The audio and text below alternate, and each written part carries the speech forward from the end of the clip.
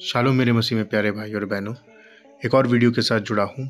जहानाबाद के पास्टर चितरंजन ने प्रॉफिट बजिंदर सिंह को लेकर के एक बहुत बड़ा बयान दिया है और आइए हम लोग उस पूरे बयान को सुनेंगे। वो उसके समर्थन में है या क्या है, हम लोग इस वीडियो में देखेंगे। वीडियो को पूरा देखिए और चैनल को ज़रूर सब्सक्राइब कीजिए आने वाले हर एक अपडेट के लिए, बाइबल वीडियोज़ के लिए और जो कुछ भी न्यूज़ रिलेटेड चीज़ें रहेंगी मैं आपको वो भी बताता जाऊंगा। कोर्ट के इस न्यायालय पर पूरी तरह से हम ट्रस्ट नहीं करते हैं, हमारा भरोसा पूरी तरह से नहीं है। देख रहे हैं जनहित संदेश। मैं बी कुमार आप सभी का स्वागत करता हूं। साथियों, अभी मौजूद हूं जहानाबाद में। हमारे साथ बातचीत करने के लिए पास्टर चितरंजन सर हैं। इनसे हम आज ये जानने का प्रयास करेंगे कि अभी एक पास्टर हैं, देश के सबसे बड़े पास्टर, उनका नाम है बजिंदर सिंह।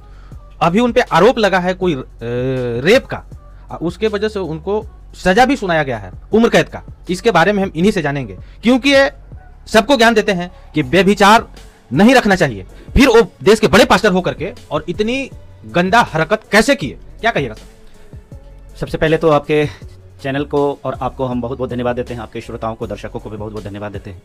आपका सवाल जो है बहुत ही जायज़ है और उन पर आरोप नहीं लगा है, बल्कि कोर्ट ने उनको सजा सुनाया है, दोषी माना है, उम्र कैद की सजा हुई है। देखिए, मेरा कहने का मतलब ये है, मसीहियत या यीशु मसीह का वचन ये नहीं बताता है कि आप किसी भी प्रकार का कोई गलत कार्य करें।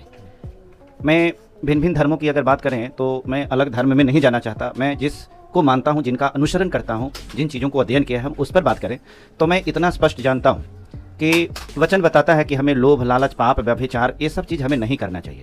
अब बजिंदर सिंह कोई साधारण पास्टर नहीं थे। बजिंदर सिंह भी भारत के एक चर्चित पास्टर के रूप में जाने जाते हैं।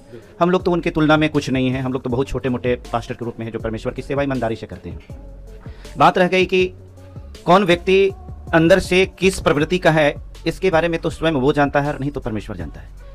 कोर्ट ने भले ही जो भी फैसला सुनाया है, लेकिन आपको मालूम होना चाहिए कि देश के लिए मुख्य रूप से 3 अदालत होता है। एक निचली अदालत को बोलते हैं, जो सेशन कोर्ट होता है, हाई कोर्ट होता है और सुप्रीम कोर्ट होता है। लेकिन सुप्रीम कोर्ट के ऊपर भी एक कोर्ट होता है, ठीक है, जिसको हम लोग परमेश्वर का न्यायालय कहते हैं। वहाँ जो न्याय होता है ना, उस न्याय में कहीं से कोई त्रुटि नहीं होती है, इसलिए कि प्रत्येक लोगों का लेखा जोखा जो है, कर्मों का हिसाब किताब जो है वो होता रहता है। जब आप कोई कार्य करते हैं तो हमारे साथ में स्वर्गदूत जो होता है हमारे कार्यों का लेखा जोखा करने के लिए मौजूद होता है। हम अगर गलत करते हैं तो उसको भी लिखता है, हम सही करते हैं तो उसको भी लिखता है। अगर बजिंदर पास्टर जी ने पास्टर होते हुए अगर इस प्रकार की व्यभिचार किए हैं तो माना जाएगा कि परमेश्वर की ओर से उनको यह सजा मुकर्रर की गई है।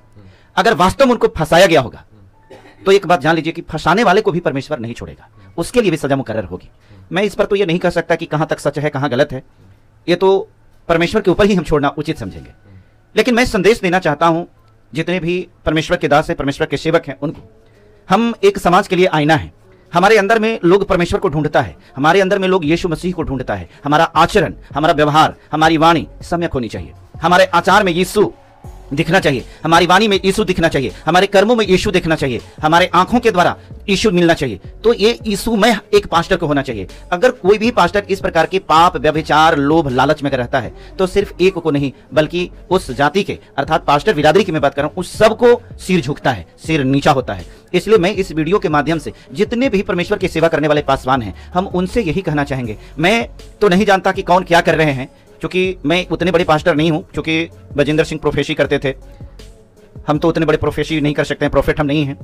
लेकिन कोई भी व्यक्ति अगर गलत करता तो गलत नहीं करना चाहिए। हम परमेश्वर के सेवक हैं, हमसे लोग सीखता है, हम लोगों के लिए एक मिसाल बनते हैं, तो ये नहीं करना चाहिए। और जो कुछ भी हुआ है वो दुखद है। बहुत सारे लोगों को मैं देख रहा हूं कि बहुत सारे लोग बड़ा खुशी मना रहे हैं कि बजिंदर सिंह जेल में चला गया, बजिंदर सिंह जेल में चला गया। ठीक है, जेल में चला गया तो ये कोई जरूरी नहीं है कि गलत किया ही किया है, फंसाया भी जाता है ना। बहुत सारे ऐसे लोग हैं जो जेल में गया है। आपको क्या लगता है?